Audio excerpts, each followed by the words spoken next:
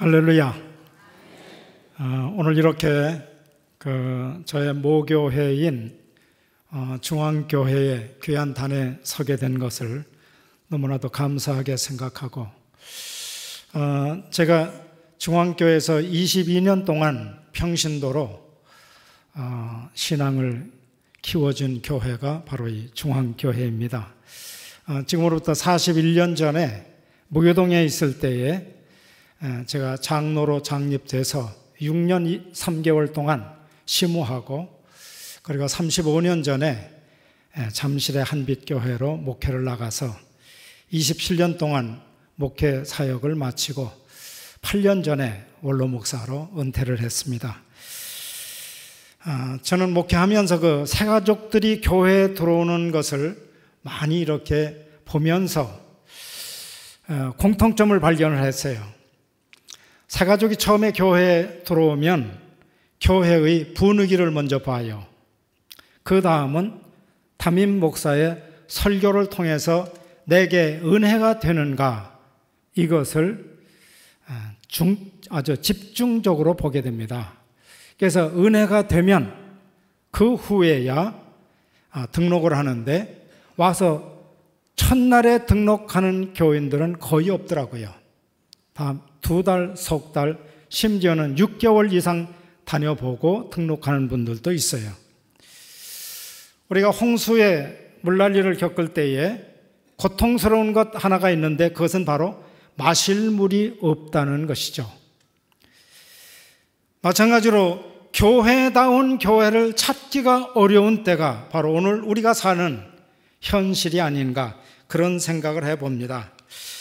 저는 이 시간에 참 저를 평신도로 훈련을 쌓게 하시고 목회자로 세워주신 우리 중앙교회를 통해서 여러분에게 말씀을 전하고 싶은 것은, 이 시대의 가장 모범적인 교회가 우리 중앙교회가 될 수 있기를 소원하면서, 저는 이 시간에 참 본문에 나타나는 교회 하나를 소개하려고 합니다. 그 교회는 다름 아닌 데살로니가 교회입니다. 데살로니가 교회는 그리스에서 아테네 다음으로 두 번째로 큰 도시였는데, 당시 마케도니아 지방의 중요한 상업 도시인데 바울이 복음을 전함으로 세워진 교회였습니다. 교회가 날로 부흥되기를 시작하니까 유대인들이 시기해서 폭동을 일으켰어요. 그래서 결국은 바울을 데살로니가에서 내쫓았습니다. 지금 쫓겨난 바울이 고린도 지방에 와서 데살로니가 교회를 생각해 보는 거예요. 얼마나 기도할 때마다 가슴이 아픈지, 그 초신자들이 제대로 신앙을 키워가고 있는가, 믿음의 뿌리를 내리고 있는가, 아니면 데살로니가 교회는 문을 닫는 것이 아닌가, 궁금하기 이를 데가 없죠. 그래서 할 수 없이 디모데라고 하는 믿음의 아들격인 목회자를 지금 데살로니가 교회에 보냈어요. 가서 상황을 알아보고 오라고. 그런데 디모데의 보고는 바울로 하여금 큰 감격을 가지게 했습니다. 그 교회는 오히려 믿음 위에 굳게 서서 말씀을 붙잡고 기도하면서 교회가 점점 부흥하고 있다는 거예요. 이 소식을 들은 바울 사도는 얼마나 기뻐했는지 그 감격을 말할 수가 없죠. 그래서 참 큰 힘을 얻고, 그리고 고린도에서 데살로니가 교회에 편지를 써서 보냅니다. 그때가 주후 51년경이라고 그렇게 역사가들은 보고 있습니다. 이 시간 바울 사도의 심장을 함께 느끼면서 여러분, 바울 사도가 쓴 편지 본문의 말씀 1절을 같이 다시 한번 보았으면 좋겠습니다. 바울과 실루아노와 디모데는 하나님 아버지와 주 예수 그리스도 안에 있는 데살로니가인의 교회에 편지하노니 은혜와 평강이 너희에게 있을지어다. 아멘. 여기서 우리는 두 가지 중요한 사실을 발견하게 됩니다. 하나는 교회는 반드시 하나님 아버지와 주 예수 그리스도 안에 있어야 교회라는 것이죠. 하나님 안에 있지 아니하는 교회는 아무리 건물이 크고 수많은 사람이 모였고 역사가 오래됐고 세상 사람들은 큰 교회라고 자랑할지 몰라도 진정한 의미에서의 교회라고 말할 수는 없을 겁니다. 왜요? 하나님 안에 있지 않기 때문에. 또 하나는 교회 안에 반드시 있어야 될 것은 은혜와 평강이 있어야 된다는 말씀입니다. 하나님의 은혜가 없이는 교회가 교회다울 수가 없어요. 은혜가 있는 곳에는 언제나 평강이 따라오게 되어 있습니다. 여러분, 그러기에 우리는 항상 하나님 안에서 그리스도 안에 있는 교회, 그리고 은혜와 평강을 누리는 그러한 우리 중앙교회가 될 수 있기를 소원합니다. 사랑하는 성도 여러분, 내가 주님 안에 있는 성도인지, 우리 교회가 주님 안에 있는 교회인지 금방 알 수 있어요. 우리가 병원에 가지 않아도 자기가 자기 자신의 병을 어느 정도 진단하는 것을 자가진단이라고 얘기를 해요. 오늘 우리는 신앙의 자가진단을 금방 할 수 있어요. 내가 그리스도 안에 있는가, 내게 은혜와 평강이 있는가 금방 진단할 수 있어요. 여러분, 의사의 처방을 받아야 우리는 자기 병을 고칠 수 있는 것처럼 우리가 잘못된 것을 진단을 받는다면 빨리 고쳐야 돼요. 그래서 우리는 하나님 안에서 내 안에 은혜가 있는가, 이 말은 예배 드릴 때마다 내가 은혜를 받는가 금방 알 수 있잖아요.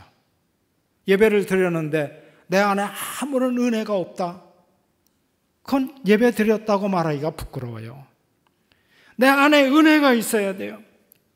그 은혜는 하나님의 말씀을 듣고 깨닫는 거예요. 깨달을 뿐만 아니라 그 은혜에 내 마음속에 은혜가 넘치게 되면 기쁨과 감사가 마치 샘솟듯 솟아난다는 말씀입니다. 그래야 우리는 하나님 앞에 올바로 은혜 받은 성도로 살아갈 수가 있기 때문에 그렇습니다. 그 맑은 유리에 그 광물질의 하나인 수은을 바르면 거울이 됩니다. 여러분, 거울을 왜 보세요? 거울을 보면서 자신을 보잖아요. 그래서 거울을 보고 내 자신의 비춰진 모습을 통해서 머리도 빗고 넥타이도 바로 매고 잘못된 걸 고치잖아요. 자, 그런데 어떤 목사님은, 아주 그 유명한 목사님이 이렇게 표현을 했어요. 수은, 광물질의 수은이 아니라 한문으로는 받을 숫자 은혜은 자예요. 은혜를 받으면 내가 보이고, 은혜를 받지 아니하면 마치 맑은 유리는 밖을 내다보고 밖에밖에 안 보이는 것처럼 다른 사람이 보인다. 여러분, 잘 생각해 보세요. 은혜를 받으면 내가 보여요. 그 말씀 속에서, 은혜 가운데서 내 자신의 잘못된 것, 하나님 앞에 부끄러운 것, 죄스러운 것 금방 발견해야 돼요. 발견하면 하나님 앞에 엎드려 회개하잖아요. 그런데 은혜를 받지 못하면 다른 사람이 보여요. 그래서 다른 사람을 보이니까 책망도 하고, 그리고 지적하고 정죄하고 심판까지 한다고요. 여러분, 교회 안에서 나는 내 자신을 보는 은혜가 있는가? 아니면 다른 사람만 보고 잘못한 걸 지적하고 정죄하고 심판하고 있진 아니한가? 그렇다면 우리는 하나님 앞에 빨리 무릎을 꿇어야 합니다. 사랑하는 성도 여러분, 내가 은혜를 받지 못하면 결코 은혜로운 교회는 될 수가 없습니다. 은혜만 받으면 목사님의 설교가 은혜롭고 장로님의 기도도 은혜롭고 누구를 만나도 은혜로워요. 그 은혜 속에 기쁨이 있고 감사가 있어요. 그런데 은혜를 받지 못하면 짜증이 나요. 예배를 드렸는데도 내 심령은 강팍해져요. 냉랭해져요. 공연히 마음속에 원망과 불평이 생기는 것, 그건 바로 은혜 받지 못한 증거이기도 합니다. 오늘 2절과 3절을 보면 여러분 이 속에서 데살로니가 교회가 정말 어떤 교회였는지 세 가지 특징을 발견할 수가 있게 됩니다. 2절 3절을 보세요. 우리가 너희 모두로 말미암아 항상 하나님께 감사하며 기도할 때 너희를 기억함은 너희의 믿음의 역사와 사랑의 수고와 우리 주 예수 그리스도 안에 대한 그리스도에 대한 소망의 인내를 우리가 하나님 아버지 앞에서 끊임없이 기억함이니. 여기 세 가지 특징, 오늘 우리 중앙교회가 이 데살로니가 교회가 가졌던 이 세 가지 특징을 꼭 가질 수 있기를 축원합니다. 첫째는 좀 한번 따라해 보실까요? 믿음의 역사가 있는 교회. 아멘. 교회는 반드시 믿음의 역사가 일어나야 됩니다. 믿음 가운데는 역사가 따르게 돼 있어요. 믿음은 있는데 아무런 역사가 없다? 그건 거짓말이에요. 믿음 있는 곳에는 반드시 역사가 따라와요. 여러분이 잘 아시는 대로 여러분 성경을 보세요. 믿음이 있는 곳에 여호수아가 지금 요단강을 건너 가나안 땅을 점령하려고 할 때 요단강이 그때가 강물이 창일할 때라고 그랬어요. 창일할 때는 강물이 넘쳐 흐를 때예요. 그런데 법궤를 맨 제사장을 향해서 이 요단강을 건너도록 명령합니다. 아니 강이 갈라져야 건너죠. 다리도 없고 배도 없는데 그 깊은 강물이 흐르는데 거길 가라는 거예요. 법궤를 맨 제사장들이 믿음으로 발을 뒤졌어요. 물에 발이 닿는 순간에 강물이 갈라진 줄로 믿습니다. 이게 믿음의 역사예요. 아니 여리고성은 어떻게 무너졌어요? 믿음으로.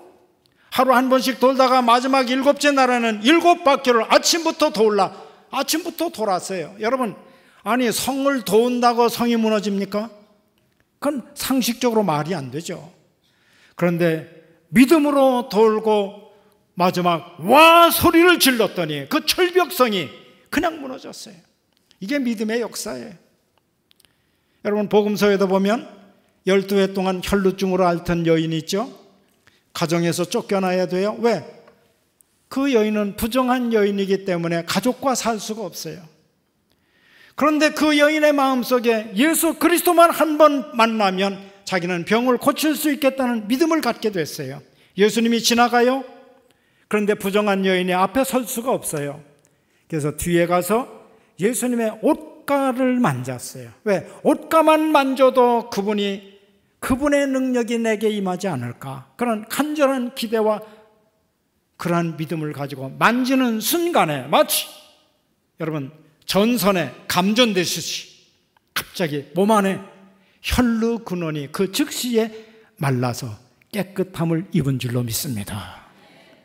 예수님이 돌이켜 누가 내 옷에 손을 대었느냐? 이 여인이 두려워 떨고 있어요. 그때 여인을 향하여 주신 말씀이 뭐예요? 따라 안심하라. 내 믿음이 너를 구원하였으니 평안히 가라. 할렐루야. 이게 믿음의 역사예요. 여러분 오늘 우리가 수십 년 신앙생활하면서 내 마음속에 아무런 역사를 경험하지 못했다면 그건 잘못된 거예요.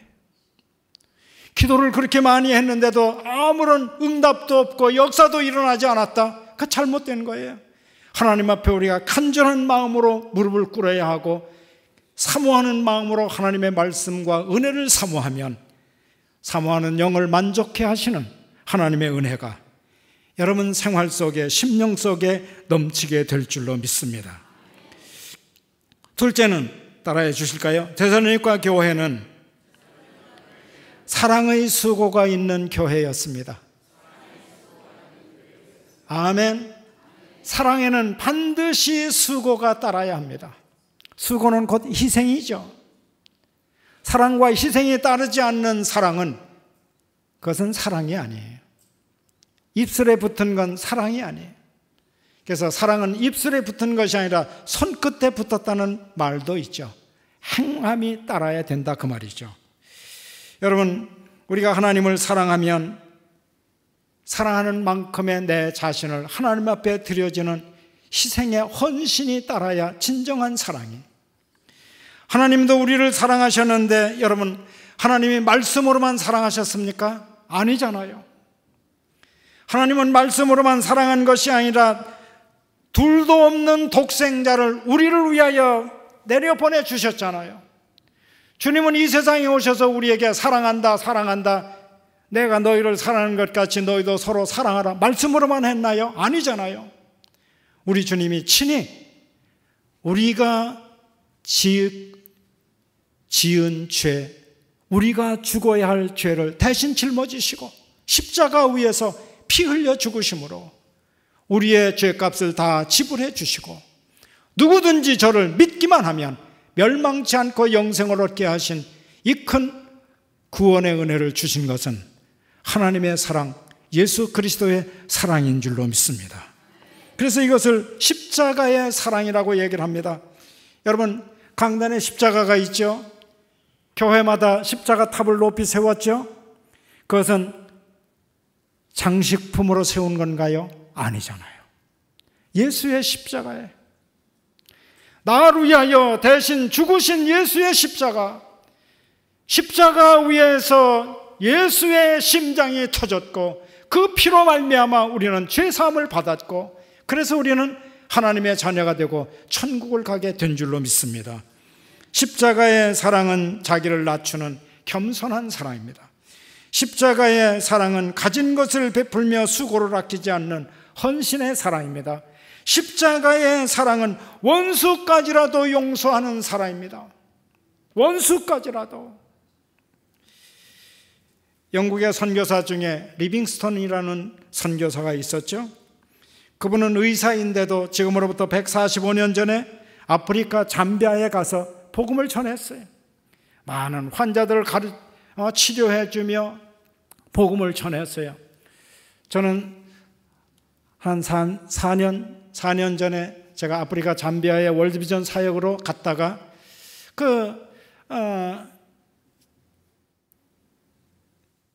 리빙스톤의 동상이 있는 그곳에 가서 그분을 볼 때 참 감격스럽더라고요. 그분이 그 잠비아에서 얼마나 복음을 전하며 희생적으로 헌신을 했는지 그 시가 지금은 리빙스톤 시가 됐어요. 그리고 들려주는 얘기가 그 리빙스톤 시에 사는 잠비아 인구의 85%가 복음화가 됐다는 거예요. 한 사람의 희생적인 헌신이 이렇게 아름다운 열매를 맺고 있더라고요. 그런데 그 리빙스턴 선교사가 사역을 할 때에 한 청년이 찾아왔었답니다. 와가지고는 선생님, 저에게 약을 좀 주세요. 아, 무슨 약? 어디가 아픈데? 아니에요. 몸이 아픈 게 아니라 마음이 아파요. 제 친구 하나가 있는데 그렇게 미워서 죽이고 싶어요. 친구인데 죽일 수는 없고 안 죽이자니 제 마음이 그렇게 고통스러운데 그 친구를 미워하는 마음을 다스릴 약을 좀 주세요. 그래서 리빙스턴 선교사가 성경을 줬답니다. 이건 책이잖아요. 책을 어떻게 먹으라고요? 이 성경은 입으로 먹는 약이 아니라 눈과 귀로 먹는 약이다. 이 성경 말씀을 통해서 예수 그리스도의 사랑이 내 마음속에 사랑으로 잡혀져야 그래야 친구를 용서할 수 있고 사랑할 수가 있다. 그렇잖아요. 여러분, 우리는 사랑이라는 말을 그렇게 많이 외치면서도 교회 안에 가장 사랑이 냉랭한 곳이 교회가 아닌가. 저는 목회를 통해서 얼마나 절실하게 느끼고 있어요. 아니, 권사끼리도 기분 나쁜 말 한마디 때문에 고개를 돌리고 안 보더라니까요. 무슨 원수가 진 게 아니잖아요. 손해를 본 게 아니잖아요. 철천지 원수지간 아니잖아요. 그런데 조그만 기분 나쁜 말 한마디 때문에 집사들끼리, 권사들끼리, 그리고 교회 안에서 등을 돌리고 얼굴을 안 봐요. 그런데 풀어지질 않아요. 5년, 10년 가도 안 풀어져요. 참 하나님 앞에 얼마나 죄스러운지 알 수가 없어요. 여러분, 우리는 예수 그리스도의 사랑이 내 안에 담겨질 때 우리는 그 사랑 안에서 내가 녹아지고 그 사랑 가지고 교회를 사랑하고 이웃을 사랑할 때 사랑의 교회, 사랑의 성도가 될 줄로 믿습니다. 세 번째는 좀 따라해 보실까요? 데살로니가 교회는 소망의 인내가 있는 교회였습니다. 아멘. 여러분, 왜 우리가 예수를 믿죠? 이 세상에서 잘 먹고 잘 살라고 예수 믿나요? 예수 안 믿는 사람들도 얼마나 잘 먹고 잘 사는데요. 성공하고 출세하려고 그러나요? 예수 안 믿는 사람들이 더 출세도 하고 성공도 잘하는 사람 너무도 많잖아요. 왜 우리가 예수를 믿습니까? 오직 하나예요. 우리가 예수 믿는 것은 이 땅에서만이 아니라 다음 세대, 다음 이 세상을 떠난 이후에 영원한 천국에서 주님과 함께 살려고 예수 믿는 것 아니에요. 그게 구원이잖아요. 아니, 그건 죽어봐야 알죠. 죽어보지 않아도 우리는 성경을 통해서 하나님이 계시고 영원한 나라가 있다는 것, 우리를 위하여 예비해 놓으신 새 하늘과 새 땅, 천국이 있다는 것, 이걸 소망 삼지 않고 교회에 다닌다면 수십 년 다녀도 소용없잖아요. 저는 4대째 예수 믿는 사람이거든요. 아니, 그런데 구원의 확신도 없고 하늘의 소망도 없다면 그 예수 믿어 뭘 해요? 예수 안 믿는 사람과 뭐 다를 바가 뭐 있겠어요? 우리는 이 하늘의 소망, 영원한 생명, 구원의 복음, 그래서 예수 믿고 그래서 그 안에서 참된 소망이 무엇이며 하나님과 영원히 사는 것이 우리의 유일한 소망인 것을 저와 여러분이 다 믿고 나아가는 신앙의 사람들 되시기를 축원합니다. 만약에 소망이 없다면 여러분, 인내도 있을 수 없어요. 그래서 소망의 인내는 소망을 가졌기 때문에 환난과 핍박 속에서도 믿음을 지키며 참고 나아가는 것입니다. 은혜가 있고 하늘의 소망을 가진 성도는 얼굴이 달라요. 얼굴만 보면 알 수가 있어요. 여러분, 교회에서도 금방 알 수 있잖아요. 집사님, 권사님, 장로님, 아니 얼굴만 봐도 그분이 은혜가 있는지 금방 알 수 있어요. 왜? 얼굴은 마음의 거울이잖아요. 기분 나빴고 속상했고 속에서 부글부글 하는데 나와서 밝은 얼굴 할 수 있어요? 없어요. 안 돼요. 벌써 남들이 먼저 알아요. 집사님은 집사님 얼굴 다 와야 되고 권사님은 권사님 얼굴 다 오려면 내 안에 은혜가 있어야 돼요. 은혜가 있으면 얼굴에서 광채가 나요. 연세 들어도 괜찮아요. 노인일수록 여러분 은혜가 있는 분이요, 그 노인 얼굴 속에서 은혜의 광채가 나요. 얼마나 아름다운데요. 그래서 곱게 늙는 것은 젊음 못지않게 아름답다는 그런 말처럼 곱게 늙어가시는 권사님, 장로님들 얼마나 아름다운데요. 예? 저는 목회 27년 하고 이제 은퇴를 한 지가 벌써 8년째가 되니까요. 저도 이제 이해만 지나면 팔순이 돼요. 그런데 주님과 함께 사는 것이 얼마나 감사한지 몰라요. 내 안에 은혜가 있으면 모든 것이 주의 은혜 가운데 기쁨이 있고 감사가 있고 하루하루가 그렇게 아름다울 수가 없어요. 여러분, 우리가 이 세상 언젠가는 다 떠나야 돼요. 그 누구도 이 세상에 오래 남을 사람 아무도 없어요. 그런데 이 세상에 사는 동안 우리가 주님과 함께 살면 우리를 통해서 다른 사람에게 주님을 보여줄 수 있는 삶이 되어야 한다, 그 말씀이죠. 사람을 흉하게 늙도록 만드는 5가지 독약이 있다고 그래요. 그게 뭐냐면 불평, 시간이 없어서 다 하나하나 설명을 안 해도 잘 아실 거예요. 불평, 의심, 그리고 절망, 경쟁, 공포, 이건 사람을 흉하게 만들도록 늙게 만드는 독약이라고 합니다. 반대로 사람을 행복하게 늙도록 만드는 5가지 묘약이 있다고 그래요. 여러분 잘 생각해 보세요. 그 묘약이 뭐냐면 사랑, 그리고 용서, 여유, 넉넉함이죠.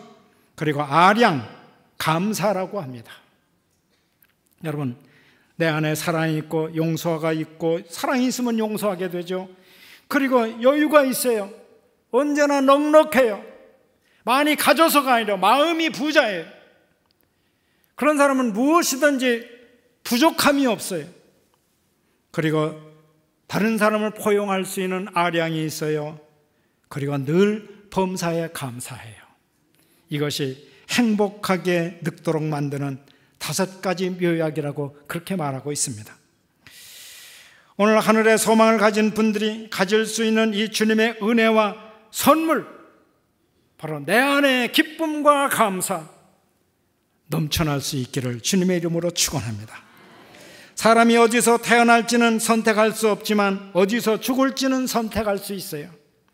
어떤 얼굴로 태어날지는 우리가 선택할 수 없지만 어떤 얼굴로 죽을지는 선택할 수 있습니다. 그리스도인들의 가장 큰 소망이 무엇일까요? 예수 그리스도의 부활입니다. 왜요? 부활이 없다면 나의 부활도 없고 내세도 없고 구원도 없고 소망이 없기 때문에 그렇습니다. 그런데 여러분, 예수 그리스도는 오직 2가지로만 설명돼요. 하나는 십자가, 또 하나는 부활입니다. 십자가가 없었다면 우린 죄사함 받을 길이 없잖아요. 부활이 없었다면 우리는 영원한 생명을 얻을 길이 없잖아요. 그래서 예수 그리스도는 십자가와 부활로만 설명이 돼요.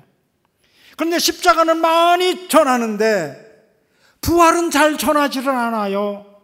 부활은 저절로 오는 줄로 알아요. 저도 그렇게 오랫도록 목회하면서도 그렇게 믿어왔어요. 부활은 당연한 것이지 뭐.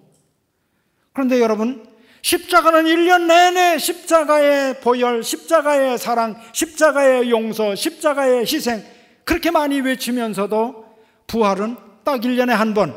어느 때? 부활주일날. 부활주일 다음 날에, 다음 돌아오는 주일에 강단에서 여러분, 예수님은 부활하셨습니다. 사망과 음부의 권세를 깨치시고 3일 만에 부활하셨습니다. 지난 주일인데? 한 달 내내 부활을 설교하면 우리 목사님은 부활밖에 모르나? 그 다음엔 당회가 열리겠다고 할지 몰라요. 그런데 여러분 잘 생각해 보세요. 여러분, 부활은 우리가 머리로 아는 것은 지식이지 결코 믿음이 아니라는 사실입니다. 우리는 부활을 지식으로만 알고 있어요. 부활이 믿음으로 내 가슴 속에 자리 잡고 있어야 부활신앙을 갖고 사는 건데 머리로만 알아요. 그건 지식이에요. 여러분, 지식은 결코 믿음이 아니에요. 착각하지 말아요. 부활을 지식으로 아는 것을 믿음으로 착각하고 있어요. 그렇지 않아요. 제가 한번 물어볼게요. 여러분, 예수님의 12 제자들 가운데 가룟 유다는 스스로 목숨을 끊었으니까 11 제자예요. 베드로를 비롯해서 안드레, 야고보, 요한, 도마, 빌립, 바들로메, 도마, 마태, 아니 야고보, 다데오, 시몬, 가룟 유다는 죽었으니까 그 11 제자들이 예수님의 부활을 믿은 제자가 있을까요? 없을까요? 한 사람이라도 있었을까요? 없었을까요? 없었을까요? 없었을까요? 없어요. 여러분 성경 찾아보세요. 복음서를 다 찾아보세요. 마태, 마가, 누가, 요한 다 찾아보세요. 예수님의 부활을 믿은 제자는 한 사람도 없었습니다. 그 증거가 뭐예요? 만약에 믿은 제자가 한 사람이라도 있었다면 베드로가 수제자, 아니 그 성질 급한 베드로라도 아마 무덤을 떠나지 않았을 겁니다. 왜? 사흘이면 부활하셔. 내가 죽더라도 예수님의 부활을 봐야 돼. 근데 다 도망갔어요. 그러면 안식구 첫날 이른 새벽 무덤을 찾아간 여인들이 있었죠. 막달라 마리아와 야고보의 어머니 마리아, 요한나 뭐 이런 여인들. 그 여인들이 그 새벽 미명에 예수님의 무덤을 찾아갔어요. 그들은 예수님의 부활을 믿었을까요? 안 믿었을까요? 새벽에 그 무덤, 무시무시한 골고다 언덕에 무덤을 찾아갔어요.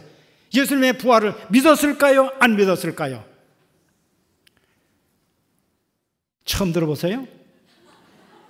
안 믿었을까요? 안 믿었을까요? 안 믿었어요. 그 증거가 뭐예요? 그들이 찾아간 것은 부활하신 예수님을 만나기 위해서가 아니라 죽은 예수의 시체를 찾아가서 거기다가 향품을 발라드리려고 준비해가지고 간 여인들이에요. 참 대단하죠? 그 골고다 언덕, 예수님의 11 제자들 다 도망갔는데 그 여인들, 연약한 여인들이 그 골고다 언덕을 찾아가는 거예요. 그 무시무시한 언덕, 로마 병정들이 창을 들고 지키는 그 언덕. 그래가지고 예수님의 무덤까지 찾아가요. 왜? 시체에다 향품을 발라드리려고. 얼마나 예수님을 사랑했길래. 참 대단한 여인들이에요. 그런데 그들이 거기에서 뜻밖의 부활하신 예수님을 만납니다. 여러분, 얼마나 놀랬겠습니까? 아마 이게 꿈인지 생신지, 아니 예수님이 부활하셔서 그들을 만나 주신 거예요. 그런데 그들에게 예수님은 이렇게 말씀하시지 않아요. 너희가 내려가서 내 형제들에게 갈릴리로 가라 하라. 거기서 나를 배우리라. 그래, 그 말을 듣고 지금 이 여인들이 아마 골고다 언덕을 내려올 때는 이게 뛰어내려왔는지 날아왔는지 아마 생각이 안 날 거예요. 정신없이 왔을 거예요. 왜? 예수님 부활하신 걸 만났으니까. 그래가지고 와서 교묘하게도 11 제자들이 숨어있는 그곳을 찾아가요. 가서 우리가 예수님을 만났다, 부활하신 주님을 오늘 새벽에 무덤을 찾아갔다가 부활하신 주님을 만났다, 그냥 막 얘기를 하는 거예요. 자, 그런데 마가복음 16장 11절을 읽어보면 이렇게 말씀하고 있습니다. 그들은 예수께서 살아나셨다는 것을 듣고도 믿지 아니하니라. 듣고도 믿지 아니해요. 지금 만나고 온 이 여인들의 얘기를 듣고도 저 여인들이 너무 예수님을 사랑한 나머지 아마 그 골고다 언덕에 갔다가 예수님의 그 이렇게 영을 봤나 봐, 영. 아니면 헛것을 봤나 봐. 그러면서 믿질 않았다는 거예요. 여러분, 예수님의 형제들은 믿었나요? 안 믿었어요. 오히려 예수님을 가리켜서 자기 형이잖아요. 형인데도 미쳤다고 그랬어요. 아무도 예수님의 부활을 믿은 자가 없어요. 오늘날 예수님께서 갑자기 11 제자들이 모여있는 곳에 나타나잖아요. 문을 잠그고 두려워서 정말 예수님 살아나셨을까? 부활하셨을까? 그게 사실일까? 그러면서 이게 어찌 된 일이야? 그런데 갑자기 나타나셔서 너희에게 평강이 있을지어다. 그러면서 너희 보는 바와 같이 나는 영은 살과 뼈가 없으되 나는 있느니라. 내 손과 내 발을 만져보라. 그리고 도마에겐 뭐라고 말씀하세요? 내 옆구리에 창자국을 만져보고 손바닥에 못자국을 만져봐라. 그리고 믿음 없는 자가 되지 말고 믿는 자가 되라. 그런 말씀도 주시잖아요. 부활하신 주님을 만난 이후에 제자들의 모습은 180도로 달라집니다. 이제는 두려워서 떠는 제자가 아니에요. 내가 죽으면 어떡하나, 내가 잡혀가면 어떡하나, 그래서 공포 속에 떠는 제자가 아니라 이제는 담대하게 부활하신 주님을 증거하며 저들이 마지막 순교의 자리까지 가서 순교를 당한 것은 부활의 주님을 만났기 때문이었습니다. 여러분, 주님께서 부활하신 것을 믿으십니까? 여러분들은 예수님 제자들보다도 훨씬 믿음이 좋은 거예요. 우리는 눈으로 보지 못했지만 믿는 것 얼마나 감사한지 몰라요. 그런데 그 믿음은 여러분 머리에서 아는 지식이 아니라 부활의 주님이 내 안에 계셔야 돼요. 내 안에 계시면요, 예수 그리스도가 부활하신 주님이 나의 주인이 되는 거예요. 내 왕의 자리에 예수님을 모시고 사는 거예요. 그러니까 우리는 무엇이든지 예수님, 바울이 고백한 대로 먹든지 마시든지 무엇을 하든지 하나님의 영광을 위해서, 내가 살아도 주를 위해 살고 죽어도 주를 위해 죽나니 그러므로 사나 죽으나 우리가 주의 것이라고 고백할 수 있는 믿음의 사람, 그 사람이 바로 부활의 주님을 만난 성도인 줄로 믿습니다. 우리가 그런 신앙을 가져야 세상을 이길 수 있어요. 앞으로 우리에게는 어떤 환란이 올지 아무도 몰라요. 여러분, 남북이 통일될 것 같아요? 통일되면 여러분 편안할 것 같아요? 우리는 각오해야 돼요. 순교를 각오해야 돼요. 만약에 공산화가 된다면 저나 여러분들은 이 세상에 그대로 살 수가 없어요. 다 죽임을 당할 겁니다. 우리는 순교의 정신, 이것은 부활신앙 아니면 가질 수가 없어요. 마지막으로 오늘 4절과 5절을 봉독하고 결론을 맺으려고 합니다. 하나님의 사랑을 받은 형제들아, 너희를 택하심을 아노라. 하나님이 우리를 만세전부터 택하셨어요. 이는 우리 복음이 너희에게 말로만 이른 것이 아니라 또한 능력과 성령과 큰 확신으로 된 것이라. 복음에는 반드시 능력이 있어요. 성령의 능력 그리고 큰 확신으로 우리에게 주어져요. 우리가 너희 가운데서 너희를 위하여 어떤 사람이 된 것은 너희가 아는 바와 같으니라. 바울은 담대하게 증거합니다. 살아도 주를 위해 산다고, 죽어도 주를 위해 죽겠다고. 교회는 주님께서 친히 세우신 그리스도의 몸이요 그리스도의 방주입니다. 구원의 방주예요. 오늘 우리 중앙교회가 데살로니가 교회처럼 믿음의 역사가 일어나는 교회, 할렐루야. 예, 크게 아멘 하시면 더 좋을 것 같아요. 사랑으로 수고하는 교회, 영원한 부활의 소망을 가지고 끝까지 인내하며 믿음을 지키는 교회, 은혜와 평강이 넘치는 교회 되시기를 부활하신 예수 그리스도의 이름으로 축원합니다.